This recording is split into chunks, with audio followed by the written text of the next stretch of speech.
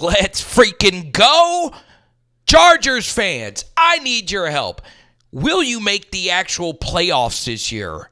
I just want to know that very simple question because I know a lot of you feel very bad about what happened versus the Cardinals. We're going to break this down from so many different angles. And at the end, I'm going to give you two harsh truths about your team as Will Dissly, who runs a 5'8", 40-yard dash, makes a guy miss and makes a really good play here. All right, Chargers fans, I'm going to give you one harsh truth right now. You should have drafted Malik Nabers over Joe Alt. Now, I understand Malik Nabers has been hurt up to this point, and Joe Alt has been fantastic, right? It was the reverse Penei Sewell situation, and of course, Sewell and Jamar Chase are two of the best 15, 20 players in the league. Both teams are happy with where they are with that move. But I have never seen in recent memory a Chargers wide receiver room as bad as this one, as Jalen Reagor decided to Jalen Reagor this, okay, as this ball gets batted down, and this is what it's like being a Chargers fan. You get the bad luck of this ball actually staying in bounds and going through the back of the end zone essentially for a touchback. Let's move ahead to the 2nd and 11, and we see some really good quarterbacking right here from Justin Herbert. He's starting off looking to the left, and, well, nothing's open, okay? Looks like they are running some smash variant. Budda Baker is all over this out right here. This looks to be covered here. So Herbert decides to work backside, and there is a lot of pressure right up the middle. So he steps up, two hands on the football, wide base, and he just kind of contorts his body. Obviously, this is not the absolute most perfect form, but you have to make the guy miss. And look at where he puts this ball, right on Will Dissly. And this is what it's like being a Chargers fan. You know, you would like to see someone make a guy miss and get some yak. But still, good stuff. So let's move ahead to this 3rd down. And this has been very popular this year in the NFL, these trips, bunches to try and create traffic. And, well, the Cardinals do a good job of sorting this out. Herbert decides to throw the deep out here. And the corner over here just makes a really good play on the football. That's just good stuff. So let's move ahead to some good offense here from the Chargers. Will Dissly had been getting heavy targets, so you have the comeback draw these two defenders, and it opens up the space here. It's really good reading of the defense right there from Justin Herbert. Obviously, nothing revolutionary, but he gets that football on Palmer so he can embrace himself for the big hit. Does a good job holding on to it. All right, and then we get to the catch of the year maybe here by Josh Palmer. I mean, this is really freaking ridiculous. So Herbert sees it. It is a middle of the field closed coverage, and you're basically just running all verts, try and get something deep, obviously here, and that gets bent off. So everything is just covered on this 3-man rush, right? And Herbert resets his feet, guy right in his face. Look at this ball location, but more importantly, look at this catch from Josh Palmer. He did get both feet in bounds. That is abso-freaking-lutely ridiculous. All right, so Chargers, obviously a run-first offense, play-action fake. You're drawing a lot of gravity up here, okay? And Herbert, once again, pocket is overall pretty solid. Look at this ball location, though. Bang! Palmer with the guy over him. Completes it for a 1st down. Justin freaking Herbert says, semi, a player for the whole shot versus a cover 2. Somebody get me. What a freaking throw. Starts off looking a little to the left-ish, and this is where it gets freaky. Herbert sees that the safety's back is to Simi Fioco, so he's like, F it. I'm going to try and fit this thing in. And look at what Simi does. He comes back to the football to make that play. He would tell you he would have loved to have kept his feet and tried to score, but still, ridiculous throw. Now, was there some luck mixed in there? Yes, but I want you to see this. This is absolutely ridiculous, man. 3 high fives, 2 of them were clean. Okay, little kid high five, point blank range. He's got the throwback LaDainian Tomlinson jersey. Not clean. Look, this kid's like, why did you just smash my pinky? Okay, then let's see if this one's clean.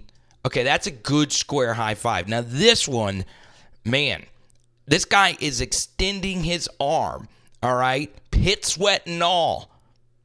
Look at this. I mean, the left side of the hand, the left side, he's slapping his wrist. Come on, bro. Anyway, it's good stuff. So on 3rd and 7, remember, they had trips on that last throw, and, well, Greg Roman saw that they're backing out, and you could just hit everything underneath, right? If you look at that last Semi-Fioco catch, there was a leaker right here wide open. So that's really good design right there. And J.K. Dobbins, can you please give me some better ball security? He picks up the first down. I think the biggest gap between you guys and the top of the mountain, which is the Chiefs, is red zone play calling, right? Andy Reid is the master. I understand Mahomes is the best quarterback. I get it, but Andy Reid's red zone play calling is what separates him and the rest of the NFL, okay? So I want you to see here, because there is no threat of getting beat deep and you don't really have a marquee guy that can make, a one-on-one play, it just becomes that much more difficult to execute here. This is as basic of a look you're going to see, right? Just your traditional four-man rush. And let's start with the protection. I know I've been, I said I would have taken Malik over Joe Alt. I want you to see what Joe Alt does to this end right here, though. Look at that. Throw him way out of the club.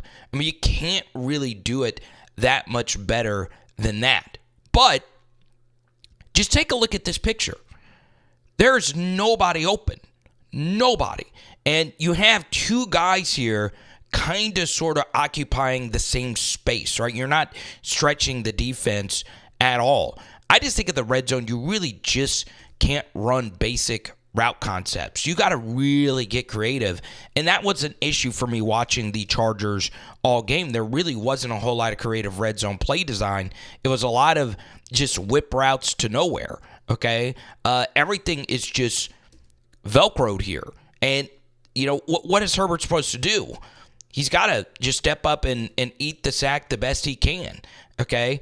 Eventually, Disley did open himself up on the out and up right here. But, that's just never being completed. I don't want an out and up. Obviously, he broke off his route, but still.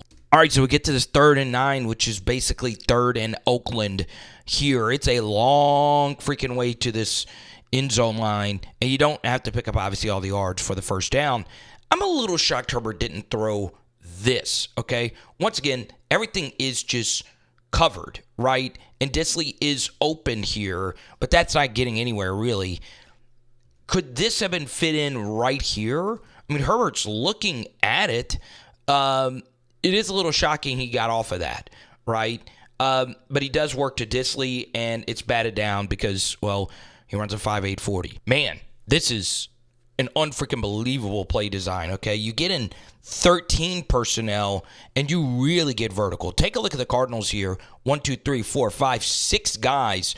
And what a lot of teams in the NFL have done to stop these outside zone-ish runs is put 6 people on the line of scrimmage, right? I think the Eagles were the first to really do it. The Eagles or the Broncos. I might be wrong on that. But this is really, really, really impressive design. So play action fake, and you are running a vertical here and an out and up here, all right?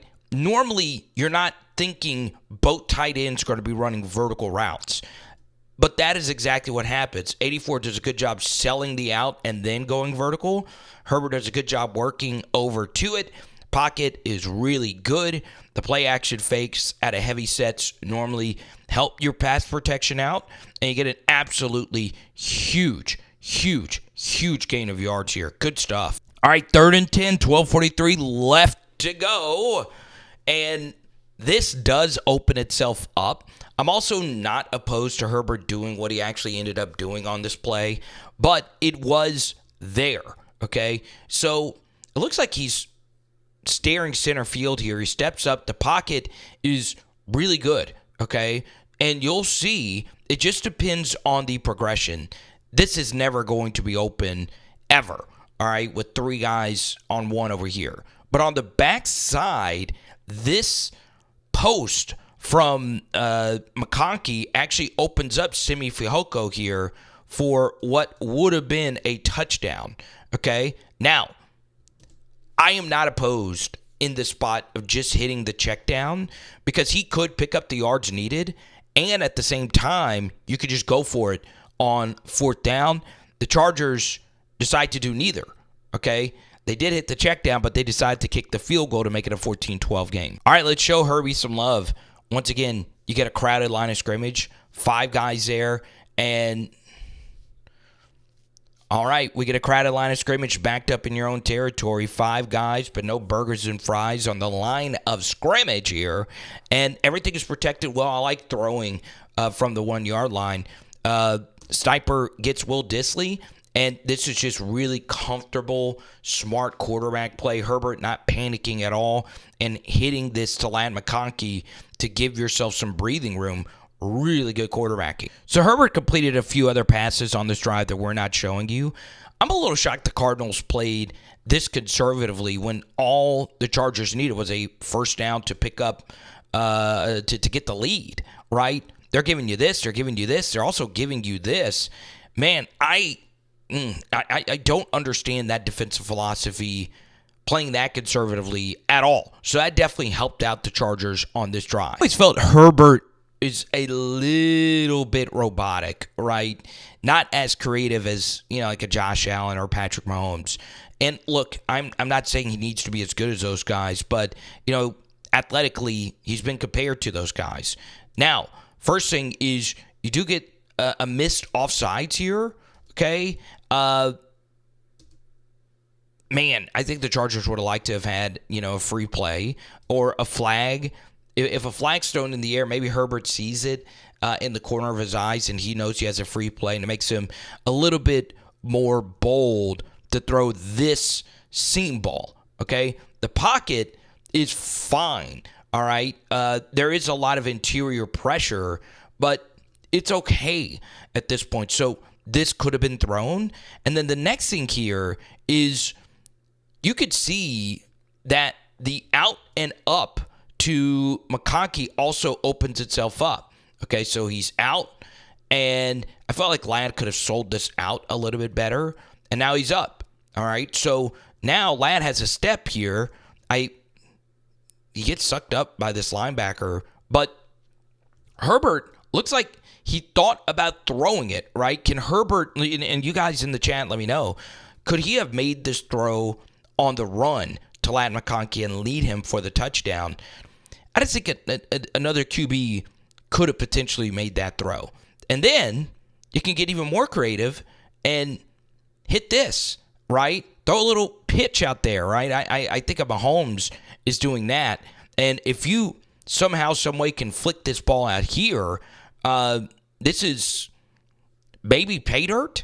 Okay, you're gaining an extra 10, 15, but instead he just kind of slides down, and it sets up this 3rd and medium. All right, so 3rd and 4. Chargers pick up a first down. They complete the clock down, kick a game winner, and the Cardinals do a great job of not showing early that they're bringing everyone, and they do essentially bring everyone. It's a 0 blitz, and that means one guy is going to be left unblocked, all right?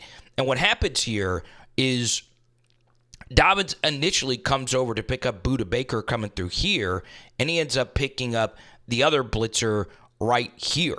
And Herbert says, look, I don't have that much time. I just got to throw the go ball. But Fehoko breaks off the route here. I don't know exactly why he would break off this route. I just think in this spot, it should just be an auto go.